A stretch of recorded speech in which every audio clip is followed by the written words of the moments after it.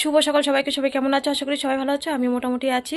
দেখো এখন বাজে 9:30, মানুকে পড়াতে আসবে। কেমন ঘেমে গেছি। ভিডিও দোকানের ওইদিকে ঝামেলা, দোকানে মাল নামাতে নামাতে, হ্যাঁ ওইদিকে ভীষণ ঝামেলা। তার মধ্যে রান্না কমপ্লিট করব। কালকে অঞ্চলে যেতে পারিনি, আজকে যাচ্ছি। তার মধ্যে তাড়াতাড়ি একবারে রেডি হয়ে গেছি, তাড়াতাড়ি যাচ্ছি। কারণ হচ্ছে ওই মানুকে পড়াতে আসবে এক্ষুনি। 9:40 বেজে গেছে, এক্ষুনি মানে ঢুকে যাবে স্যার। আমি তো খালি মানে রেডি হচ্ছে আর মোবাইল দেখছি যে চলে আসলে আমি কী করে এখানে মাথাটাতে আশ্রাবো, কী করে রেডি হবো, কারণ একটা ঘর হলে যা সমস্যা হয়। তো যাই হোক, আমি রেডি হয়ে গেছি। মানুষ পরপর 2 জায়গায় পড়া, একজনের পিছন দিয়ে আবার আরেকজন ঢুকবে 10 মিনিটের মধ্যেই। তো এইদিকে খাওয়া দাওয়া কমপ্লিট হয়ে গেছে 9:30টার মধ্যেই। রান্নাবান্না সব কমপ্লিট করেছি বলে তো এতটা ঝামেলা। আর এসে বাদবাকিটা সব কাজ পড়ে আছে। আমি বলছি এসে সব কাজ সারা যাবে, আগে অঞ্চলের কাজটা মিটিয়ে আসি। আর অঞ্চল তো এখানে না, 7 সমুদ্র 13 নদী পার করে তারপরে যেতে হবে, তাই না বাবা? 3টে গাড়ি পাল্টাতে হয় অঞ্চলে যেতে গেলে। মানে 50 যাওয়া আসা দিয়ে প্রায় 70-80 টাকা খরচা। তা যাই, তারপরে এসে তোমাদেরকে সব বলছি। এই ভিডিওটা মানু করেছিল। এই যে দোকানে যে মাল নামাচ্ছিলাম না সকালবেলা, বললাম সকালবেলা ব্যস্ত, প্রায় 5,000 টাকার মতন মাল নামানো হয়েছে। মানে আমাদের দোকানের আর কি যে টাকাটা উপার্জন হয় সেই টাকাটার থেকেই। টাকা পয়সা আমার কাছে থাকে না, টাকা পয়সা সবসময় বাবার কাছেই থাকে। আমার যতটা কর্তব্য ততটাই করি আর কি। ওই দোকান দেখা, যেটা যেটা মাল থাকে না, মানুষ সময়তে বলে দেয় দাদু এই মালটা নেই, এই মালটা আনতে হবে। দেখো সব মাল নামিয়েছে, মানুষ সাথে সকালবেলা ছিল। তো যাই হোক, এদিকে খাওয়া দাওয়া কমপ্লিট, রেডি হয়ে বেরিয়ে পড়লাম। মানুকে তো পড়াতে আসবে। তা আমি, মানু আবার আমার সাথে না রাস্তায় এসছে, বলছে আমি যেখানেই যাই মানু বলে কি যে মা তোমাকে গাড়িতে তুলে দিয়ে তারপরে আমি বাড়িতে আসি। হ্যাঁ, বলে না মারা যেখানেই যাক বা সন্তানরা কোনো জায়গায় যখন স্কুলে বা যেখানেই যাক, মায়েরাও সেরকম রাস্তায় দাঁড়ায়। তা আমি যেখানেই যাই, তোমরা তো দেখো ভিডিওতে মানু রাস্তায় আসে। তাই মানু তোমাদের কি জানি বলছিল। আমি রাস্তায় দাঁড়িয়ে থাকতে থাকতেই ভীমদা ঢুকে গেছে ওকে পড়াতে। ওই যে মানুকে যে আগের দিন মেরেছিলাম, এখানে না রক্ত জমাট হয়ে গেছে। তা মানু বলছে আমার মা নাকি একটা গান গাচ্ছিল। তা বলছে হ্যাঁ এই তো মায়ের ভালোবাসা, মা আমাকে মেরেছে, ওই জায়গাটা রক্ত জমাট হয়ে গেছিলো। তারপরে ঠান্ডা দেওয়া হয়নি, পরে ঠান্ডা দেওয়া হয়েছিল, রক্ত অনেকটাই জমাট হয়ে গেছিলো। মানুকে পড়াতে চলে এসছে, মানু বাড়িতে চলে গেল। সঙ্গে সঙ্গে মানুকে পড়াতে চলে এসেছিলো 2-3 মিনিটের মধ্যেই। তো এই যে দেখো আমি বাড়ির থেকে অটো ধরে তারপরে মরলডাঙ্গা মোড়ে নেমে গেছি। মরলডাঙ্গা মোড় থেকে আবার অটোর জন্য বসে আছি কখন ছাড়বে, কারণ এই সাইডটায় না একটু লোকজন কম হয়, আমাদের এই সাইডটা ভীষণ গ্রাম। তা যাই হোক, আমি অঞ্চলে পৌঁছে গেছি। আর এটা হচ্ছে সেই আমাদের অঞ্চল। দেখো প্রায় 11টা বেজে গেছে, এখনও খোলেনি, কেউ আসেনি। শুধু 2-3টে ছেলেপেলে এসেছিলো, মানে ওরা স্কুলের কিছু নিতে বা কিছু ব্যাপারে আর কি। ছোটো 3-4টে ছেলেপেলে এসেছিলো। ওই যে এই গেটটা মাত্র একজন এসে খুলেছে, যাকে জিজ্ঞাসা করলাম সে মনে হচ্ছিলো যেন আরও উপরে থাকে। এখন বাজে 11:30, অঞ্চলে এখনও কেউ আসেনি। বলছে নাকি 1টা-1:30টার সময় আসবে। তাহলে বলো। তো ওখানে বসেছিলাম, ওখানে বসে থেকে থেকে কী করব। 11টার মধ্যে পৌঁছে গেছি, 30 মিনিট মতন ওখানে মানে বসেছিলাম। তা এখন এই পাশে একটা স্কুল আছে, আমাদের এই অঞ্চলের সাথে পাশে একটা স্কুল।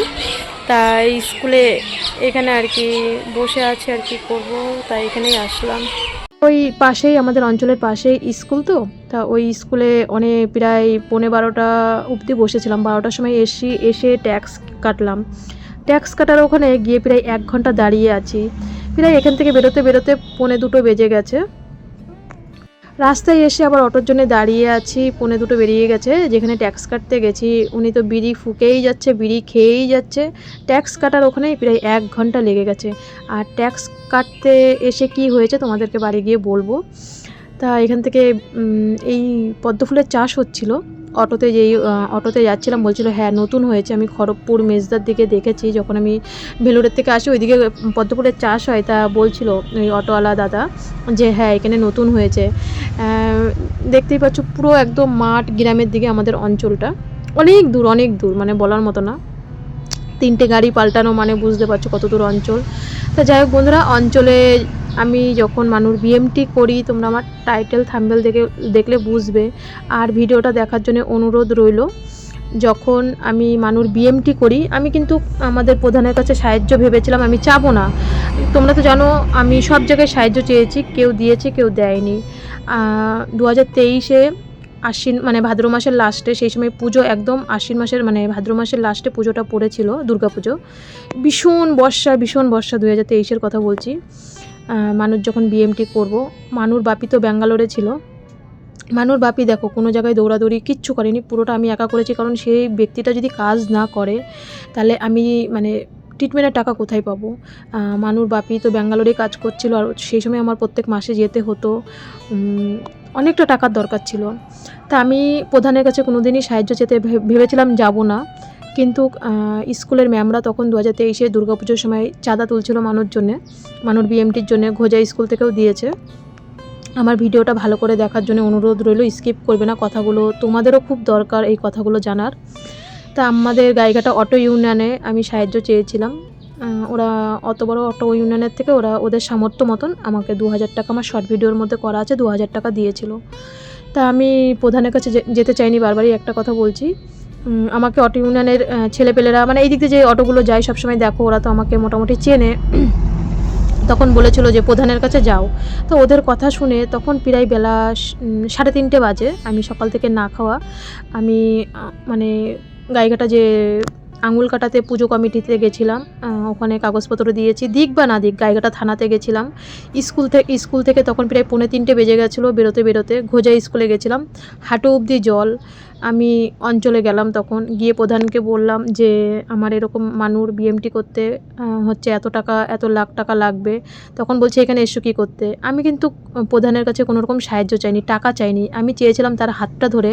কথায় আছে না, আমাদের তো প্রথমে মেম্বারের কাছে যাই, তারপরে প্রধানের কাছে যাই, তারপরে এমএলএর কাছে যাই, তারপরে এমপি, মানে মাথার উপরে তো মাথা থাকে। তাই আমি বলেছিলাম স্যার আপনার মাথার উপরে যারা আছে তাদের সাথে একটু যদি যোগাযোগ করে দেন মন্ত্রীদের কাছে, আমি আপনার কাছে কোনো সাহায্য চাচ্ছি না। আমাকে তখন বলে বেরিয়ে যাও, দূর হয়ে যাও আমার মানে অফিস ঘরের থেকে, ওনার অফিস ঘরের থেকে। ওনার তখন মিটিং আছে, আমি বেরোচ্ছিলাম না বলে বাইরে লোক ছিল, বলে এই নাকে বের কর, আমি এখন ব্যস্ত। আমাকে বলছে আমি কি করতে পারি, তোমার মেয়ের ট্রিটমেন্টে টাকা লাগবে। আমাকে পরে এই কথা বললো, তুমি কালকে এসো, তুমি কালকে আসবে, এসে আমার যে কলিগরা এখানে কাজ করে তাদের থেকে 5 টাকা 10 টাকা তুলে তোমাকে কালকে 500 টাকা দেবো। বললাম স্যার এই মানে এত টাকার একটা অ্যামাউন্ট, 500 টাকায় আমার কিচ্ছু হবে না, আমি আপনার কাছে কোনো সাহায্য চাচ্ছি না, আপনার টাকা দিতে হবে না, আমি চাই আপনার হাতটা ধরে আমি এগোতে চাই, মানে আপনার উপরে যারা আছে, বারাসাতে আমাদের যারা আছে তাদের হাত ধরে। বলছে আমি কিছু করতে পারবো না। যে স্যার আপনি প্রধান মানুষ হয়ে এই কথা বলছেন, তাহলে আমরা জনগণরা কোথায় যাব, কিভাবে এত টাকা তুলবো? আমার তো এরকম পরিস্থিতি, আমি লোকের বাড়ি কাজ করি, ওর বাপি লেবারের কাজ করে। সবটা বলার পরে আমি যখন ঘর থেকে বেরোচ্ছিলাম না, আমি কথা বলেই যাচ্ছিলাম, কাগজপত্র তো নিলই না, দেখলই না। আমাকে তখন বাইরের থেকে লোক গিয়ে বলছে আপনি বেরিয়ে যান। উনি তো প্রথমে আমাকে দূর করে তাড়িয়েই দিল। তারপরে আমি যখন বেরোচ্ছিলাম না, ওর ভিতরে যখন লোক ছিল তাদের সামনে যখন কথা বলেই যাচ্ছিলাম, সবাই তো চুপ হয়েছিল। দেখো সবার কিছু না কিছু 5-8টা লোক থাকে, কারণ মানুর বাপি পার্টিতে কোনো দিনই টাইম দিতে পারে না। তারপরে যাই হোক, ওই অঞ্চল থেকে আমি মানে কান্না করতে বেরিয়ে গেছিলাম। মানুর বাপি ছিল না, কে ধরবে আমার সাথে, কে যাবে? এই যে এত বড় একটা জার্নিং, আজকে 14 বছর ধরে কষ্ট করছি, আমি কোনো দিন কারোর সাপোর্ট পাইনি, মানে এই তরফের থেকে সাপোর্ট পাইনি। তারপরে তো এত বড় একটা ট্রিটমেন্টে নেমেছিলাম। তারপরে যখন এটা হচ্ছে ভাদ্র মাসের ব্যাপারের কথাটা চলে গেল 2023-এ, যখন 23-এ কালী পুজো হয় তখন আমি বাড়িতেই ছিলাম। তা বাড়ির সময় আমাদের ক্লাবে বস্ত্র বিতরণ হয় আর কি বলবো সেই ক্লাবের কথা, আমাদের বাড়ির সাথেই ক্লাব মানুর নামে টাকা তুলে ওরাও খেয়ে ফেলেছে। যাই হোক সেই সব প্রসঙ্গ পরে আসবে। তা তখন প্রধান এসে বস্ত্র বিতরণ করতে, তখন আমি ধরেছিলাম। ধরার পরে আমার পাশে কেউ ছিল না, কোনো সাপোর্ট ছিল না, কিন্তু কনাদি যাকে শ্বশুরের দায়িত্ব দিয়ে যায় যখনই কোথাও যাই, কনাদি পরে আমাকে বলল যে তোমার সাথে প্রধান অঞ্চলে এরকম খারাপ ব্যবহার করেছে, তুমি আমাকে কেন বলোনি? আমিও ধরতাম এখানে। তা আমি যখন কালী পুজোর সময় বস্ত্র বিতরণ হয় তখন আমি একাই ওনাকে টেজের মধ্যে আমি ধরেছিলাম। আমি এখানে এসেছেন বস্ত্র বিতরণ করতে, আপনার কাছে আমি তো সাহায্য চেতে গেছিলাম, আপনি সাহায্য করেছেন? তখন উনি আমাকে ক্লাবের ছেলে পেলে আমাকে থামিয়ে দিয়েছিল। আর একজন দুজন বলছে, এইভাবে বলছিল ঠিক যেরকম তারা ভাষায় কথা বলে, আমি সেইভাবেই বলছি, ও বৌমা তুমি একা গিয়েছিলে ওই অঞ্চলে, আমাদের বলনি কেন? আমি বলি কেন আপনাদেরকে বলতে হবে? আমি তো একজন জনসাধারণ, আমি তো ঘরের জন্য যাইনি, আমি তো পায়খানা বাথরুমের জন্য যাইনি, আমি তো টাকা পয়সার জন্য যাইনি, আমার মেয়ের ট্রিটমেন্টের জন্য আমি গেছিলাম সাহায্য চেতে। উনি আমাকে দূর করে তাড়িয়ে দিয়েছে। কেন আপনাদেরকে বলতে হবে? আপনাদের বুঝি লালচার পয়সা দিতে হবে, আপনাদেরকে সাথে করে নিয়ে যেতে হবে, এটাই আর কি জনগণের আমাদের দেশের এরকম, তাই না? আমি বলেছিলাম সেই সময় ক্লাবে, আমি একাই ধরেছিলাম সাহস করে আমি, কারণ আশেপাশের গ্রামের লোক যদি আজকে আমার ভিডিও দেখে তারা জানবে সেই কালী পুজোর সময় কেউ আমার সাপোর্টে ছিল না, কেউ না, আমার যে শ্বশুরবাড়ি এত বড় একটা গোষ্ঠীতে কেউ সাপোর্ট ছিল না। যে কেন প্রধান তোমাকে দূর দূর করে তাড়িয়ে দিল বা কিছু, আর কে প্রতিবাদ করবে? মানুর বাপি সে তো ব্যাঙ্গালোরেই রয়েছে। যাই হোক, বাড়িতে এসে তখন প্রায় 2টো বেজে গেছে। বাড়িতে আসতে আসতে তাড়াতাড়ি করে ওদেরকে খেতে দিলাম সব কিছু গরম করে। মানুর বাপির সাথে একটু ঝগড়া হলো, রাগারাগি হলো, কান্নাও করলাম কতক্ষণ বাড়িতে, যে সত্যি আমি পারি না এই একা একা কাগজপত্র, বিএমটির যত কাগজপত্র 2020 থেকে যখন আমি ডোনার জোগাড় করি তখন থেকে আমি একা একাই এত বছর ধরে সব কাগজপত্র, কোনো জায়গায় কিচ্ছু ভুল নেই, সব কিছু একা একাই করেছি একা একা। আর মানুর বাপি তো আজকে প্রায় দীর্ঘ 8 বছর ধরে বাইরে থাকে, তোমরা জানো।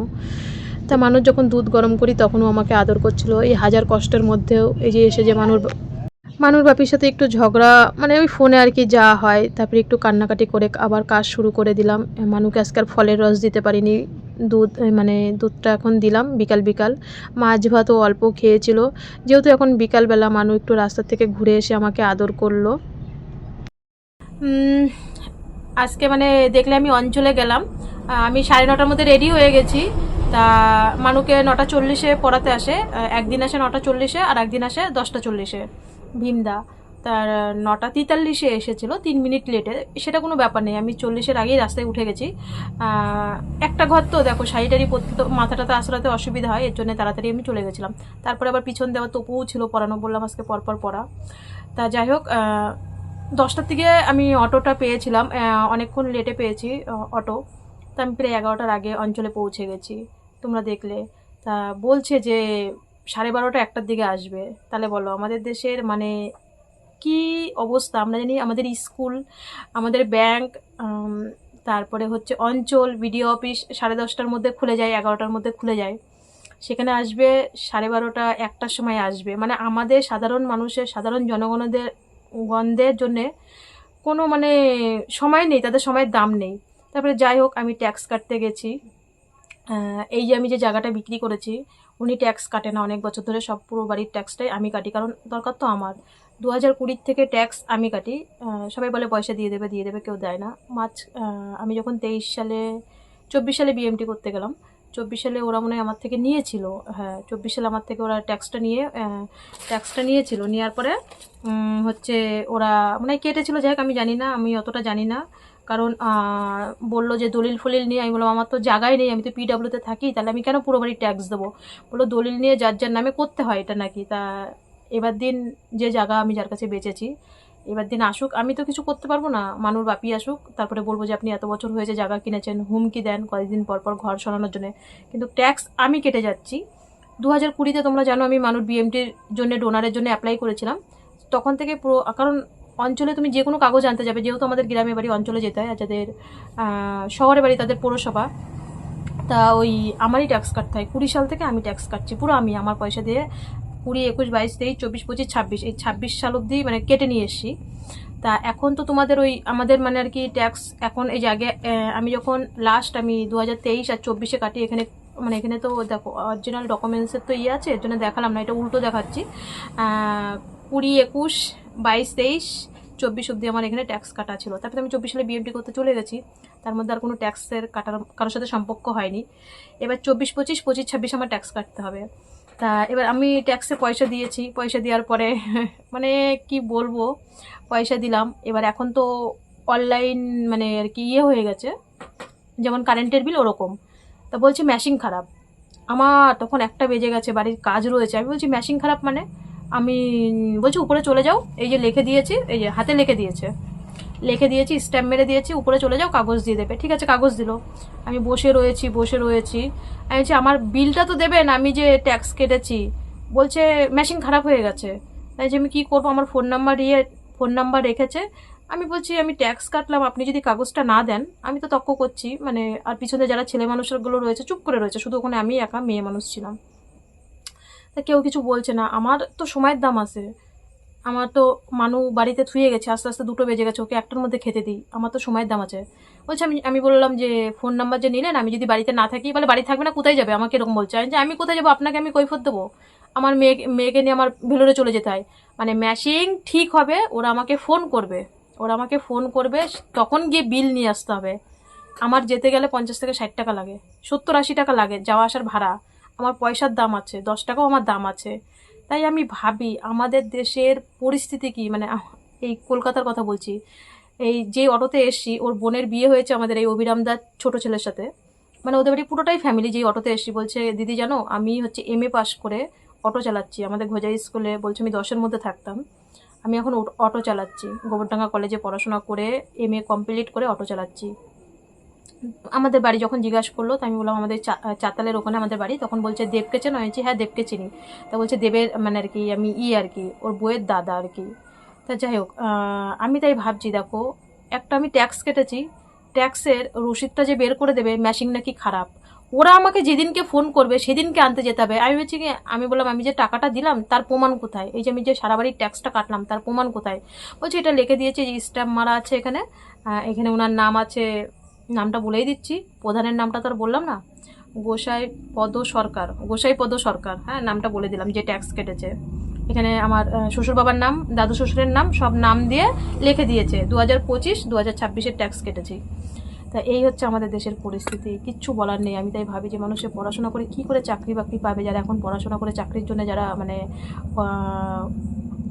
কি দেশের পরিস্থিতি, তাই ভাবি এই হচ্ছে কথা।